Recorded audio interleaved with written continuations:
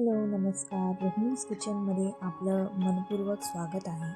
तर आज आपण पौष्टिक लाडू बनवले आहेत मेथीचे प्लस डिंकही मिक्स केला आहे. त्यात मल्टिपल इन्ग्रेडियंट्स यूज करून हे एक लाडू तयार केले आहेत, जे थंडीमध्ये खाल्ले तरी खूप उत्तम आहेत आणि डिलिव्हरी झाल्यावर त्या स्त्रीने खाल्ले तरी तिच्यासाठी खूप गुणकारी आहेत. सो आपण यात वेगवेगळ्या प्रकारचे धान्य आहेत ते वापरले आहेत.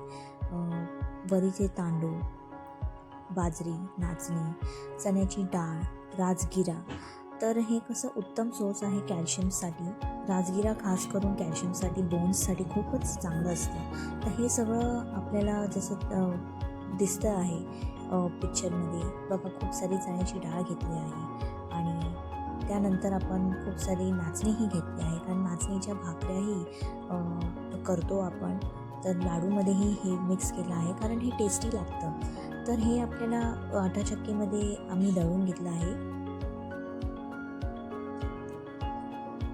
येस, जोपर्यंत हे दळून होतं आहे तोपर्यंत आपण ड्रायफ्रूट्सची तयारी करू शकतो. जसं सुके खजूर झाले, कारण त्यांना सोलायला लागतं, मग त्यांना कापून बारीक चिप्स करावे लागतात, कारण जेव्हा आपण हे तुपात भाजणार तर हे मिक्सरमध्ये बारीक वाटलेही गेले पाहिजेत. त्याची तयारी करून घेऊया.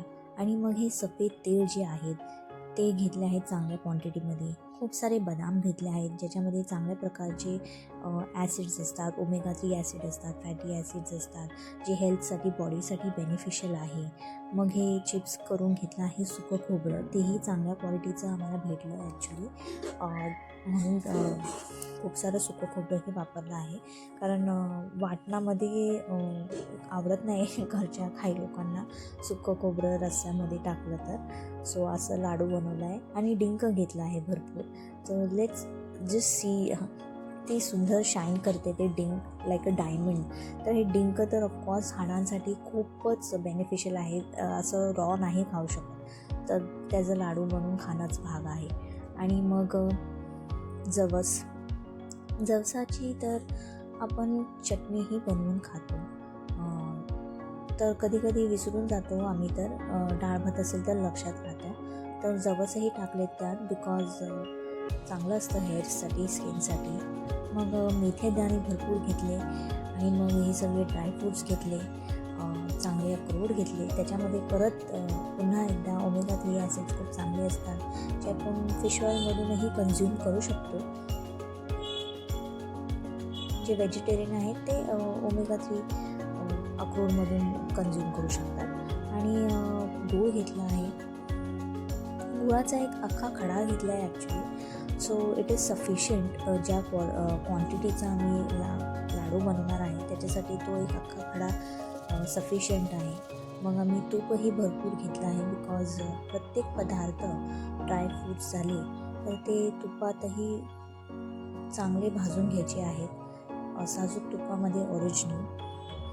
तर हे तेल, जसे मी सांगितलं, तेल, वरीचे तांदूळ, बाजरी, मेथी, चण्याची डाळ, हे मखाने, हे आपल्याला बिना तुपाचे जसं फ्राय करून घ्यायचं, सो दॅट ते क्रिस्पी फ्राय होतील आणि मग मिक्सरमध्ये वाटायलाही आपल्याला इझी होईल.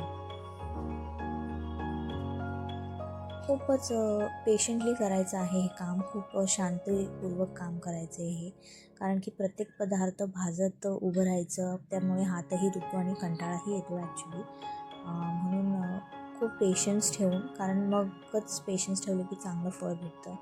तर खूप पेशन्स ठेवा आणि एकटे करण्यापेक्षा एक कंपनी घ्या सोबत करायला.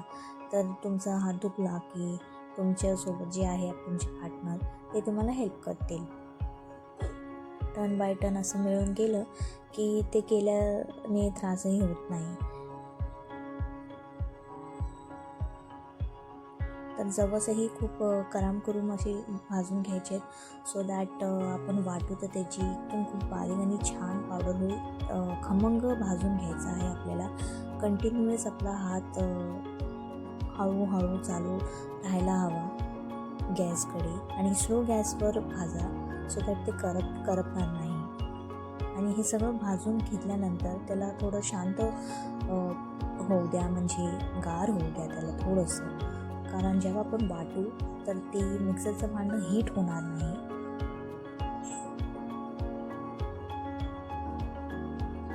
आणि मॉइश्चर पकडणार नाही. सो येस, व्यवस्थित भाजून घ्या. तर काजू आणि बदामची पेस्ट तर आपण वाटणात वापरतो चिकन मटनची ग्रेव्ही किंवा पनीरची ग्रेव्हीसाठी, तर आम्हाला लागतंच. तरी लाडूमधून पोषण घेतलं तर जास्त उत्तम. आणि हे खजूर जे कापून आम्ही चिप्स करून घेतले आहेत त्यांनाही व्यवस्थित भाजायचे, कारण हे उन्हामध्ये सुकवायचे. आता तर मुंबईमध्ये सोय नाही आहे, पण वेल जसं आहे तसं आहे, ॲक्सेप्टेड. सो त्याला असं भाजून घेऊया. आणि सुकं खोबरं, येस, त्यालाही गोल्डन ब्राउनिश असं कलरमध्ये भाजून घ्या. आणि अक्रोड हेही तुपामध्ये घालून एक चमचा 1.5 चमचा मोठा डॉलसारखा चमचा आहे आमचा, तर त्या हिशोबाने आम्ही तेवढं तूप वापरलं आहे. आणि पिस्तेही ॲक्च्युली सोलावे लागतात, तर ते त्याचं कवर काढून साफ करून पहिलेच 1 दिवस अगोदरच ठेवले होते, कारण एका दिवशी एवढं सगळं करायचं म्हणजे खूपच, कारण घरातली बाकी कामं करून हे दमायला होईल, म्हणून हे आधीच प्रिपरेशन केले. मग चारोळे आणि जायफळ वापरलं आहे, म्हणून 1 दिवस आधीच प्रिपरेशन केलेलं उत्तम. सो दॅट एका दिवशीच सगळं लोड नाही येणार. तर 1 दिवस सगळे ड्रायफ्रूट्स आहेत ते सेग्रिगेट करून ठेवायचे. आणि मग दळण जे आहे बाकी धान्याचं ते दळून ठेवायचं. आणि ड्रायफ्रूट्स भाजून ठेवले आणि बेनिफिट हा आहे की त्यांना मुंग्या लागत नाहीत. मग त्यांना भाजून ठेवले की त्याच दिवशी तुम्ही त्यांना वाटा, मळा आणि वळून घ्या. तर हे सगळे पदार्थ एकत्र केले आहेत, जे भाजून घेतले आहेत, वाटून घेतले आहेत आणि त्यांना एक साईडला ठेवलं आहे कूल डाऊन व्हायला. हे मेथी जी वाटली आहे त्याच्यामध्ये आम्ही तूप त्याला घालून ठेवलं आहे भिजत. ॲटलीस्ट बाकी सगळं होस्तवर म्हटलं हे भिजून राहील, तोपर्यंत मेथीचा जो कडवापणा आहे तो जरा कूल डाऊन होईल. आणि त्याला 1 दिवस अगोदरही मेथी फक्त वाटून आणि भिजून अशी ठेवली ना तुपामध्ये, तर ओव्हरनाईट ठेवलं तरी बेस्ट आहे. सो दॅट ती चांगलं ॲब्झॉर्ब होईल आणि त्याचा मेथीचा कडूपणा कमी होईल. आणि तूप घरातलं असेल तर चांगली गोष्ट आहे. अदरवाईज बाहेरचंही चांगल्या क्वालिटीचे ब्रँड्स आहेत जे आपल्याला तूप चांगल्या क्वालिटीचं प्रोव्हाइड करतात. सो येस, आता हे डिंक फ्राय करताना दाखवू आम्ही, बिकॉज डिंक फ्राय केल्यावर अतिशय कुरकुरीत होतं. त्याला गार झाल्यावर आपल्याला हातानेच बारीक करायचं आहे. तर असं चिमूटभर टाकायचं, बिकॉज तेवढ्या डिंकाचं खूप मोठा असं पापडसारखं बाहेर निघतं. सो त्याला स्टर करत राहा, सो दॅट ते ओव्हरलॅप होणार नाही. जाडे एकावर एक आलं की मग ते जाडे आणि प्रॉपरली फ्राय होणार नाही. So don't let it overlap. असं स्टर करत राहा जसं मम्मी करते. खूप छान, सुंदर असं स्टर केल्याने मस्त फ्राय होतात डिंक. सो ऑफकोर्स जशी माझी मम्मी आहे, म्हणजे आपल्या आई असतात, त्यांना एक्सपिरियन्स असतो. So they know how to make कोणता पदार्थ कसा. तर आपल्या फर्स्ट टाईम करतो तर आपल्याला एवढं माहिती नसतं, तर म्हणून त्यांच्या सहवासातच बघून घ्या, शिकून घ्या. सो येस, खूप सारं डिंक असं प्रिपेअर केलं आहे. आता येस, ह्याला हातानेच क्रश करा, बारीक क्रश करा. लाडू वळताही ते क्रश होतात. एखाद दुसरा दाणा असं राहिला तर लाडू वळताही क्रश होतो. छान लागतो हा दाणा, क्रिस्पी. आणि आता हे बाकीचे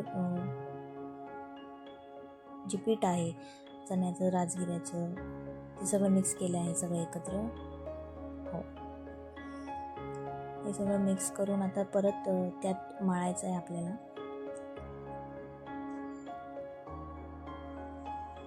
हे पण दुसरं पीठ आहे, तेही मिक्स करूया.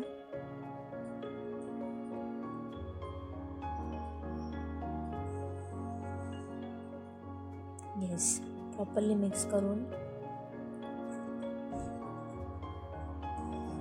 खूप फिजिकल एफर्ट्स असतात त्याच्यामध्ये. आपला हात कंटिन्यूस चालू असतो. एकतर भाजताना सगळे पदार्थ प्लस हाताने मळा, हाताने वळा, तर हात दुखायला होतात. म्हणून हळूहळू करा, पेशंटली करा. मेंटली प्रिपेअर राहा की हे सगळे एफर्ट्स घ्यावे लागतात आणि जोडीने करा तर इट इज बेटर. कारण खाणार तर सगळे आहेच, पण जोडीला एखादं पार्टनर असले, सोबत आले, सगळ्यांनी मिळून केले तर जास्त उत्तम. म्हणजे एका माणसावर लोड येत नाही ना.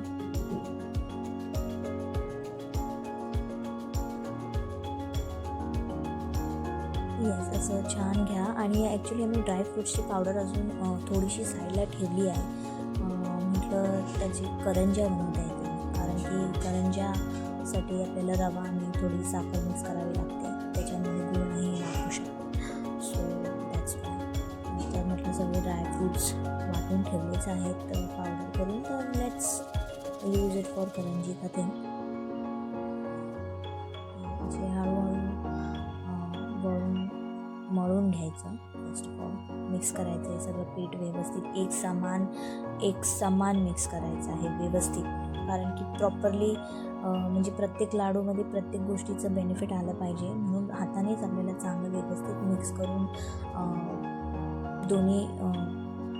दोन्ही हात यूज करून तसं केलं पाहिजे. तर हे व्हिडिओ काढल्यानंतर मी ऑफकोर्स प्रॉपरली त्याला मिक्स करणार आहे. तर जिथे जिथे राजगिऱ्याची एखादे नॉट राजगिरा पण डिंकाचा एखादा दाणा राहिला असतो त्याला प्रॉपरली क्रश करा. सो तो सगळी पीठमध्ये सगळ्या ड्रायफ्रूट्स पावडरमध्ये व्यवस्थित मिक्स होईल.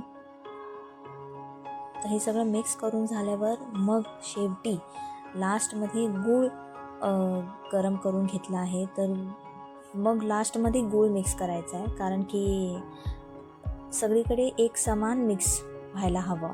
फर्स्ट ऑफ ऑल तर ते मिश्रण जे सुकं होतं ते इक्वली डिस्ट्रीब्यूट व्हायला पाहिजे, सगळीकडे इक्वली मिक्स व्हायला हवं. मग त्याच्यामध्ये गूळ ॲड केलं आहे, सो दॅट इक्वली आपल्याला गूळच्या मदतीनेच आपल्याला लाडू वळता येतील, चांगले प्रॉपरली स्टिक करता येतील. म्हणजे ते गूळ थंड होण्या अगोदर जास्त गरममध्ये पण आपण हात नाही घालू शकत, पण कोमट गरम असतं तेव्हा पटापट वळून घ्यायचे, तर लाडूंना चांगला शेप असतो आणि ते बंद राहतात. आणि लहान लहान लाडू केले आहेत सो दॅट एक लाडू एका वेळेला खाऊ शकतो. खूपच मोठा केला ओव्हरसाईज तर मग एक लाडू खायलाही कंटाळा येतो. मग पार्टनर शोधायला लागतो की कोणीतरी अर्धा खा, मग मी अर्धा खाईन. त्यापेक्षा छोटे छोटे करायचे. So thank you so much. Like, share and subscribe.